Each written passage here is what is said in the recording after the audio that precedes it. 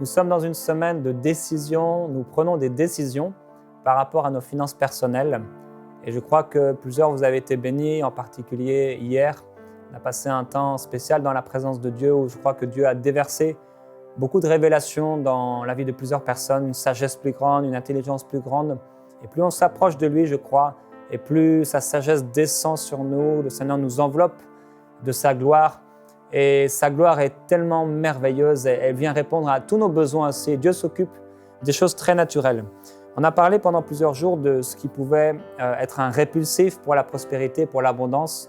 Aujourd'hui, on va parler des amis de l'abondance, des amis de la prospérité. Et on va prendre aussi une décision, une 7e décision pendant cette semaine par rapport aux finances personnelles. Dans Luc, au chapitre 4, au verset 18, Jésus dit qu'il a été oint pour annoncer une bonne nouvelle aux pauvres. Et Jésus dira aux pauvres, « Le royaume de Dieu est à vous ». Alors, qu'est-ce que le royaume de Dieu? Est-ce que le royaume de Dieu, c'est un royaume de pauvreté? Est-ce que c'est un royaume de manque? Non, le royaume de Dieu, c'est un royaume d'abondance. Le royaume de Dieu, c'est un royaume de guérison. Le royaume de Dieu, c'est un royaume de provision. Et de la même façon, dans le même passage où Jésus dit qu'il a été oint aussi pour guérir les malades, pour rendre la vue aux aveugles, eh bien, qu'est-ce que faisait Jésus devant un aveugle? Il le guérissait. Qu'est-ce que faisait Jésus devant quelqu'un qui avait besoin de délivrance? Il le délivrait. Et qu'est-ce que fait Jésus devant quelqu'un qui est pauvre? Eh bien, il lui donne toutes les clés nécessaires du royaume de Dieu pour qu'il puisse, cette personne, sortir de cet état de pauvreté parce qu'en Christ, il a été enrichi. Et en Jésus, nous le rappelons, nous avons été enrichis. Par sa pauvreté, il nous a enrichis. Est-ce que Christ était pauvre spirituellement sur la terre? Non. Mais certainement, de la richesse qu'il avait au ciel, il est descendu sur la terre. Maintenant, dans 1 Timothée au chapitre 6, il y a une mentalité que l'apôtre développe en parlant du contentement, la mentalité du contentement. Se contenter de ce qu'on a, c'est être satisfait de ce qu'on a, quel que soit le nombre ou quelle que soit la quantité d'argent qu'on peut avoir dans notre compte bancaire, on est toujours content, on est toujours satisfait avec ce que le Seigneur nous donne. Et il dit, si on a la nourriture, le vêtement, ça nous suffira. Mais ceux qui veulent s'enrichir, dans 1 Timothée 6, verset 9, tombent dans la tentation, dans le piège et dans une foule de désirs insensés et pernicieux qui plongent les hommes dans la ruine et la perdition, car l'amour de l'argent est la racine de tous les maux. Et quelques-uns, pour s'y être adonnés, se sont égarés loin de la foi et se sont infligés à eux-mêmes bien des tourments. Et là, l'apôtre va dire, pour toi, homme de Dieu, fuis ces choses, mais recherche la justice, la piété, la foi, etc. Et c'est ici un avertissement pour nous. Quand on parle de finances, quand on parle d'argent, on a dit hier ou avant-hier, on ne peut pas parler d'argent, on ne peut pas parler de finances personnelles sans parler de la crainte de Dieu. On ne peut pas parler de finances sans parler de l'obéissance à Dieu. Parce que Dieu met au départ de toute chose, si vous obéissez à mes commandements, je vous donnerai les meilleures productions du pays. Les meilleures productions du pays, c'est pour nous et c'est pour nos enfants. Ce n'est pas pour le monde et ce n'est pas le monde et ce n'est pas au monde d'utiliser l'or et l'argent de notre Père Céleste pendant que l'Église souffre et est dans le manque, mais c'est d'abord à nous et à nos enfants que le royaume de Dieu a été donné. Alors, gloire à Dieu, Jésus a annoncé comme une bonne nouvelle aux pauvres. Et cette bonne nouvelle, c'est que le royaume de Dieu était maintenant à eux. Ils n'étaient plus forcés et obligés d'être sous la malédiction de la loi qui les amenait dans la pauvreté. Maintenant, l'apôtre continuera, après avoir dit à Timothée, finalement, Timothée, ne cherche pas ces choses-là, mais toi, cherche le royaume de Dieu. Aie un bon cœur, développe un bon cœur. Et c'est tellement important, mon frère, ma sœur, que quand on parle de finances, tu aies un bon cœur. Que vous puissiez développer un bon cœur. Que vous ne soyez pas quelqu'un d'arrogant, quelqu'un d'orgueilleux, quelqu'un d'avare, quelqu'un d'égoïste, quelqu'un qui cherche tout le temps à posséder des choses, quelqu'un qui a une mentalité de propriétaire, mais que vous ayez une mentalité de gestionnaire, d'amoureux de Dieu, de passionné du Seigneur. Et vous êtes là simplement un gestionnaire, Dieu vous a donné des talents, et ces talents, vous les mettez simplement au service du royaume de Dieu pour être et pour devenir une véritable source de bénédiction. Et c'est ainsi que l'apôtre continuera lorsqu'il parle aux riches. Dans Timothée au chapitre 6, au verset 17, il dit « Timothée recommande aux riches du présent siècle de ne pas mettre leur espérance dans des richesses incertaines, mais de la mettre en Dieu. » Donc, l'apôtre parle aux riches par le Saint-Esprit Il dit, vous ne devez pas mettre votre confiance en Dieu, dans les hommes ou dans votre argent, mais vous devez la mettre en Dieu. Donc, vous les riches, vous qui avez de l'argent, vous ne devez pas placer votre confiance dans votre argent, dans votre or, parce que voilà, vous avez de l'or, vous avez de l'argent, et c'est facile quand on a de l'or et de l'argent de mettre sa confiance dans ces choses-là parce qu'on ne manque de rien. Mais il leur dit, non, mettez votre confiance en Dieu. Et il ne dit pas aux riches, comme Jésus a pu dire avec le jeune homme riche, dis-leur de vendre tout ce qu'ils ont, parce que ce jeune homme riche avait un problème dans son cœur qui l'a empêché d'arriver au salut et de recevoir Jésus dans sa vie, de le suivre. Mais ici, ce sont des riches dans l'Église. Parce que le riche qui n'est pas dans l'Église, Dieu en parle dans sa parole. Et c'est dur. Dans les psaumes, entre autres. Je crois au psaume 49 et d'autres passages où il est parlé de ceux qui sont honorés parmi les hommes par leur richesse, mais qui tombent dans la déchéance et qui se retrouvent dans le trou de la tombe, sans jamais voir la lumière.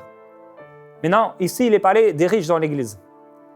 Et par rapport à leur richesse, et ça c'est intéressant de remarquer que l'or et l'argent qui est dans les mains de ces riches, c'est Dieu qui l'a mis. Il dit, recommande-leur donc de ne pas mettre leur espérance dans des richesses incertaines, mais de la mettre en Dieu, qui nous donne tout avec abondance pour que nous en jouissions, ou encore pour notre plus grand plaisir. Ça veut dire quoi? Ça veut dire que l'or et l'argent qui se trouvent dans les mains de ces riches, qui marchent avec le Seigneur, ça vient de Dieu. Et il précise qu'ils fassent le bien, qu'ils soient riches en œuvres bonnes, qu'ils aient de la libéralité, de la générosité et qu'ils s'amassent ainsi un trésor beau et solide pour l'avenir afin de saisir la vraie vie. Ici, l'apôtre Paul met en garde Timothée, il lui dit « garde le dépôt, fais attention à toi ». Et par rapport à l'argent n'est pas mauvais Timothée, mais ce qui est important Timothée, c'est de chercher Dieu, c'est de chercher la justice, la piété et d'être content avec ce que tu as. Et que les riches, ceux qui ont prospéré parmi nous, alors mettez votre confiance en Dieu, non pas dans votre argent, et que de votre richesse, que de votre prospérité découlent des bienfaits dans le royaume de Dieu. C'est la bonne nouvelle de l'Évangile, que ce soit pour les pauvres, que ce soit pour les riches. Et dans Luc au chapitre 6, au verset 38, Jésus dit « Donnez et il vous sera donné ».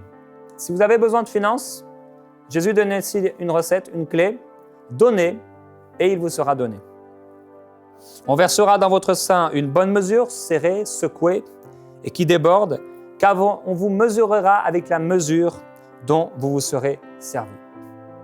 Ici, ce passage peut nous parler de différentes choses, aussi les paroles qu'on proclame sur les gens, etc. Mais par rapport aux finances, donnez et il vous sera donné. Et aujourd'hui, j'aimerais vous encourager à prendre la décision d'augmenter vos offrandes pour le royaume de Dieu. Que ce soit cette 7e décision cette semaine, d'augmenter vos offrandes dans le royaume de Dieu. Que dans cette année, vous puissiez donner plus que ce que vous avez donné auparavant. Alors, on a dit que j'ai dit que je parlerai des amis de la prospérité. Il y a l'honneur envers Dieu, envers les parents, envers les autorités. Il y a le travail, bien sûr. Vous ne pourrez pas prospérer si vous ne travaillez pas. Il y a toute l'éducation de l'âme. Donc, en 3 Jean, chapitre 2, prospère comme l'état de ton âme. Donc, passez du temps à méditer sur la parole de Dieu. Passez du temps à changer vos façons de penser. On a parlé de différentes choses. Je n'aurai pas le temps de partager les différentes phases, les saisons financières dans nos vies. Il y a aussi l'obéissance, bien sûr. On en a parlé, on en reparle. Il y a une bénédiction pour l'homme droit. Pour celui qui marche avec Dieu, il y a une bénédiction sur lui. Et ça, c'est important de bien obéir à Dieu. Maintenant, on passe parfois par des déserts. Dans le désert, nos cœurs sont révélés. Ce sont des périodes où on découvre véritablement ce qu'il y a dans nos cœurs.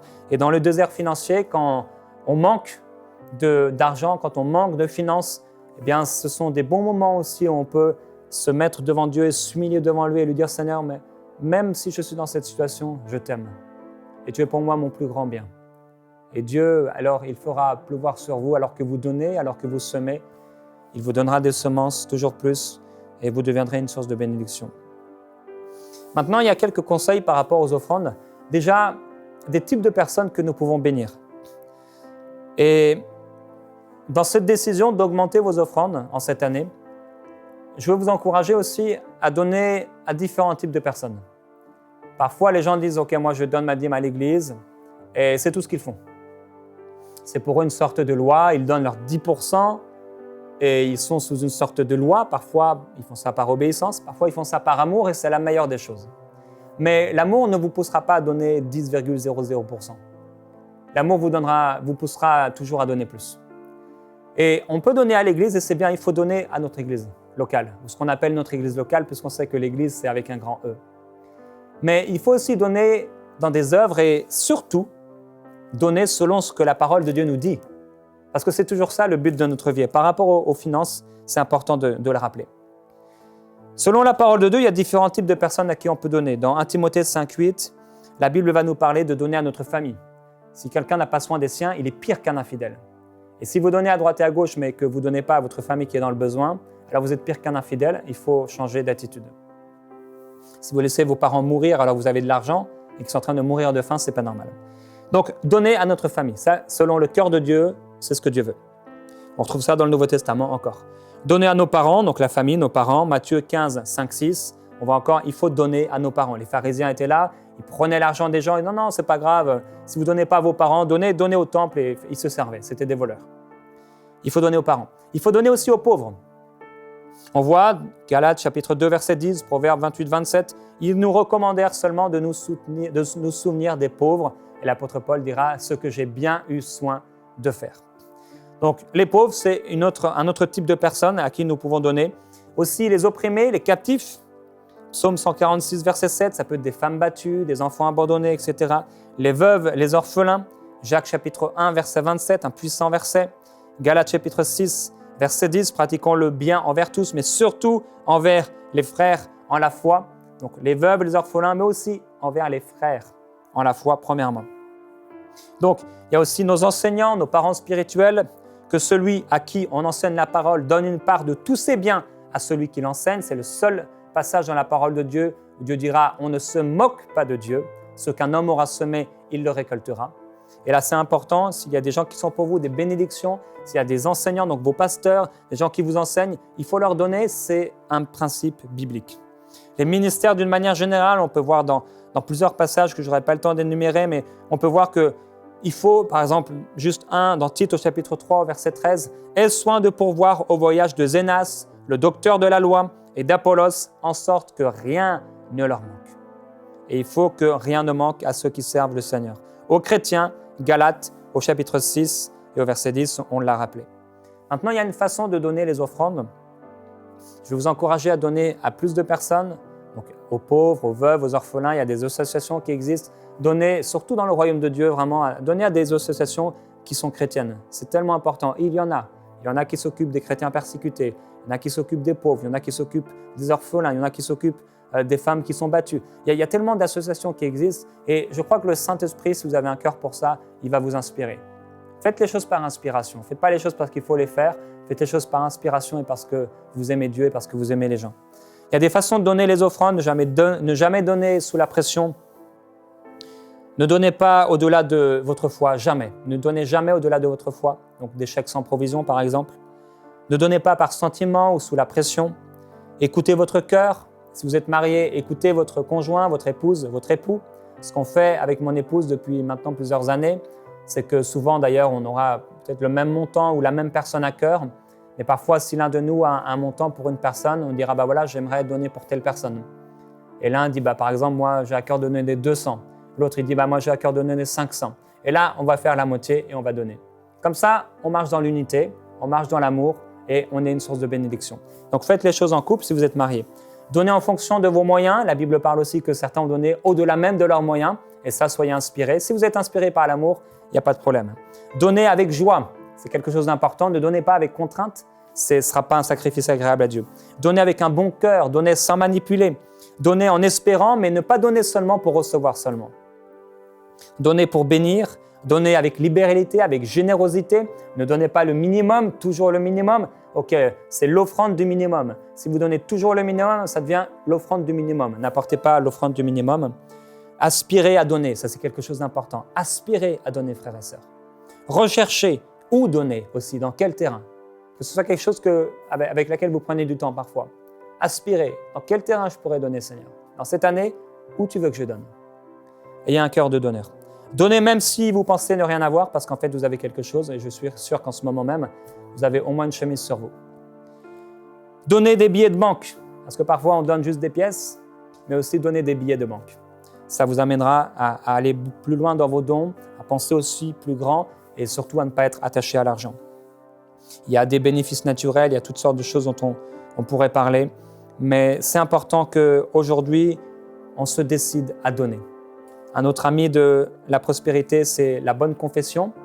Et je vous encourage à parler selon ce que dit la parole de Dieu, avoir une bonne confession concernant vos finances. Il y a donc des amis de la prospérité, des amis de l'abondance. Et en cette 5e journée, c'est la dernière émission de cette semaine, il y a une décision que je vous encourage à prendre. Décidons ensemble de donner plus d'offrandes qu'auparavant. Ça peut être que l'année dernière, il y a aussi des saisons parfois où on va donner beaucoup plus parce qu'il y a eu une parole de Dieu. Là, vous allez donner dans les cas avec les 3-0, 4-0, 5-0. Dieu vous pousse à donner pour une œuvre particulière, un besoin particulier. Mais aspirons aujourd'hui à donner plus que ce que nous avons donné auparavant. Tel qui donne libéralement ne fait que s'enrichir, mais celui qui épargne à l'excès ne fait que s'appauvrir.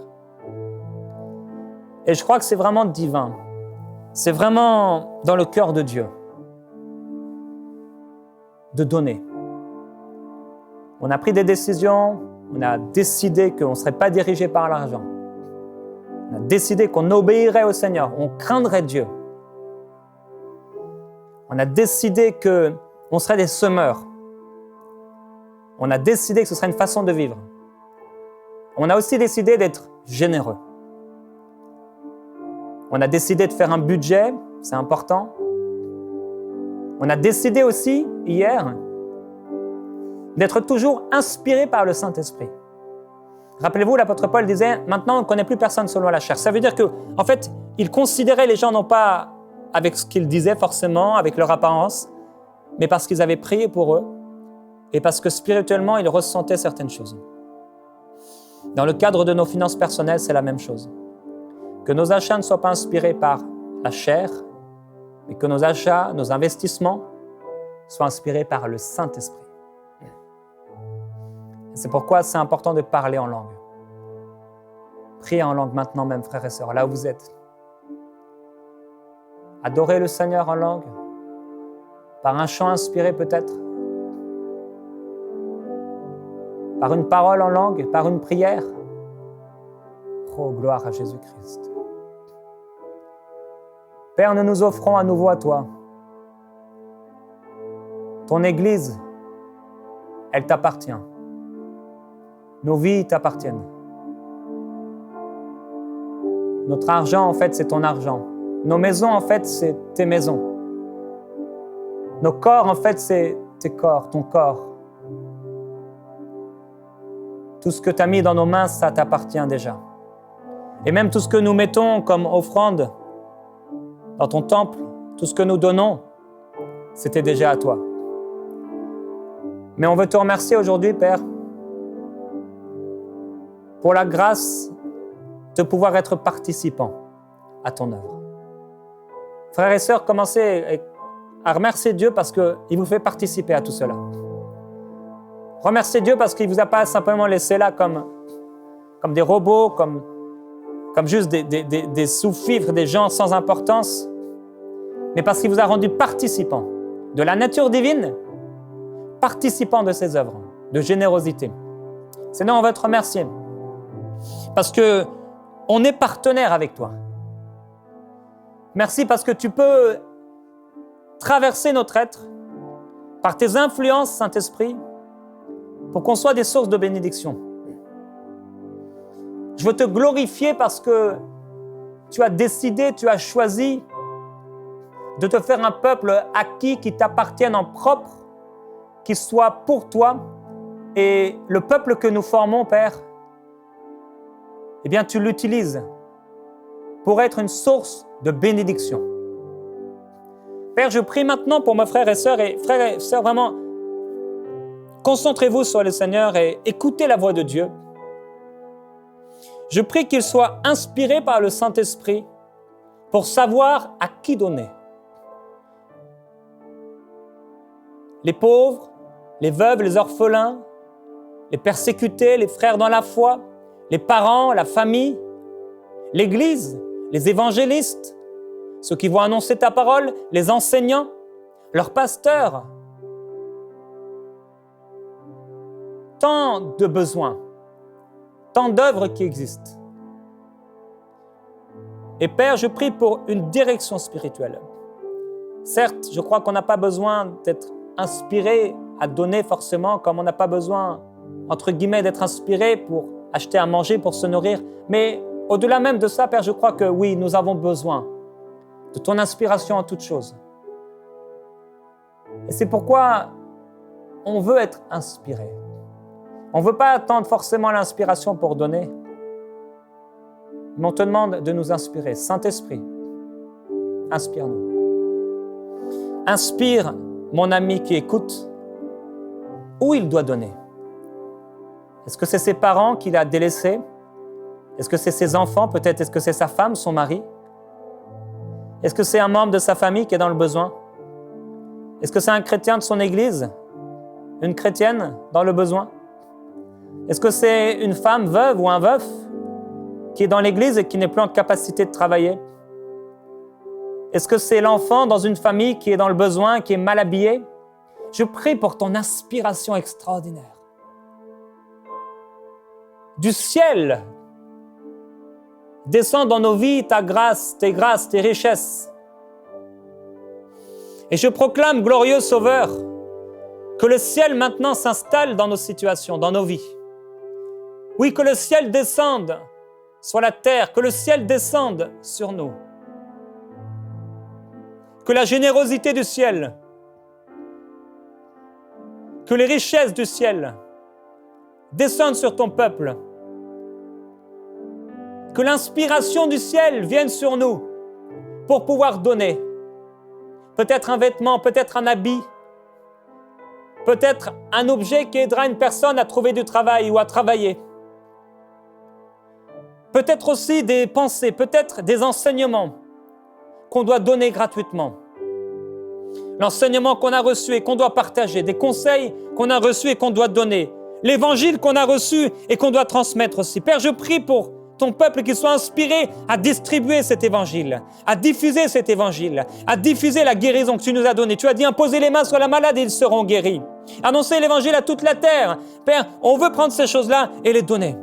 On veut donner plus qu'à l'année passée. On veut donner plus de ta parole, plus de ton évangile, plus de guérison, plus de paroles de connaissance, plus de prophéties, parce que c'est pour l'utilité commune.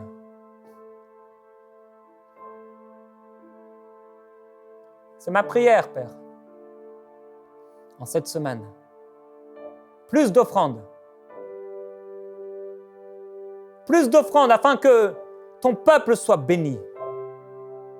Peut-être c'est un évangéliste qui ne peut pas aller parce qu'il n'a pas d'argent, parce qu'il lui manque, et s'il en avait plus, il pourrait aller. Peut-être c'est une organisation chrétienne dans les médias qui a besoin d'aller plus loin. Peut-être c'est une église qui a besoin d'acheter un bâtiment, ou d'acheter des instruments, ou des chaises. Peut-être c'est un enseignant qui a besoin de pourvoir aux besoins de sa famille. Peut-être c'est notre pasteur, pour qu'il fasse l'œuvre de Dieu avec joie. Et cela bénirait sa vie. Peut-être il pourrait bénir son épouse, peut-être il pourrait bénir ses enfants, peut-être il pourrait aller prendre un temps de repos et se reposer en vacances, être béni. Peut-être il pourrait dans ce temps-là t'adorer et te remercier parce que tu es bon, parce que non seulement tu as pourvu à ses besoins juste naturels, ses besoins principaux, primordiaux, ses besoins vitaux, mais au-delà. Père, je prie pour un peuple généreux, un peuple qui est connu pour sa générosité, la multiplicité des dons, la multiplication.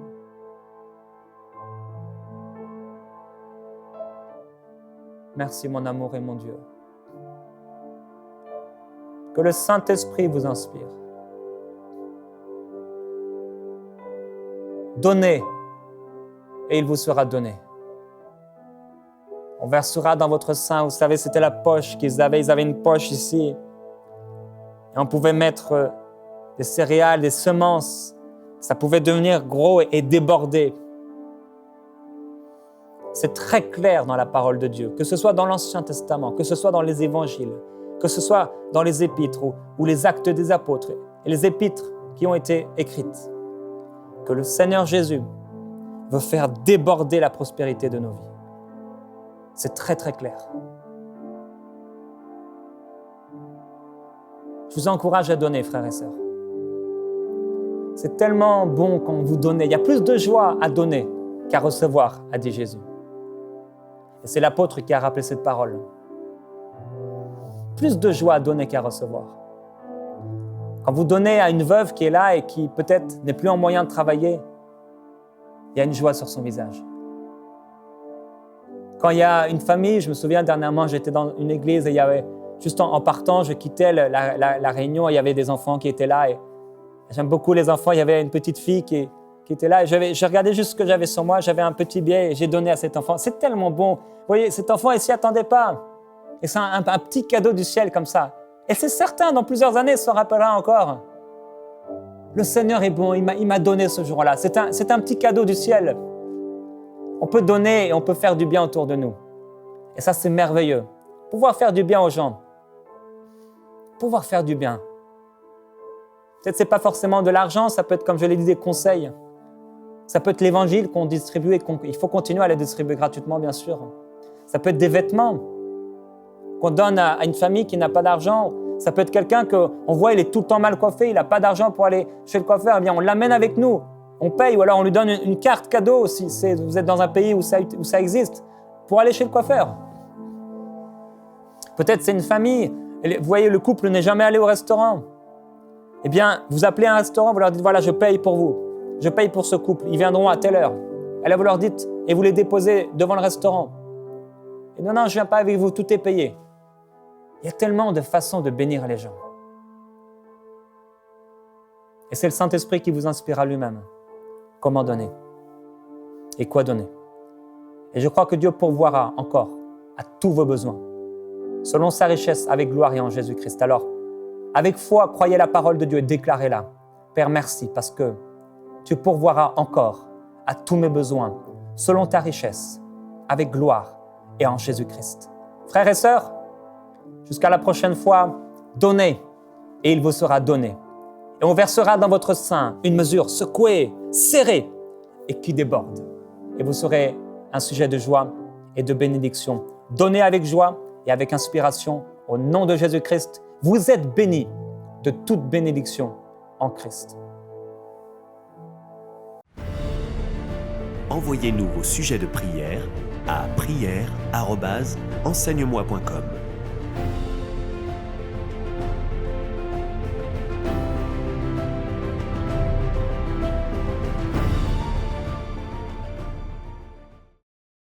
Cette émission est rendue possible grâce au précieux soutien des partenaires d'Enseigne-moi Canal International. Retrouvez tous nos programmes sur emcitv.com.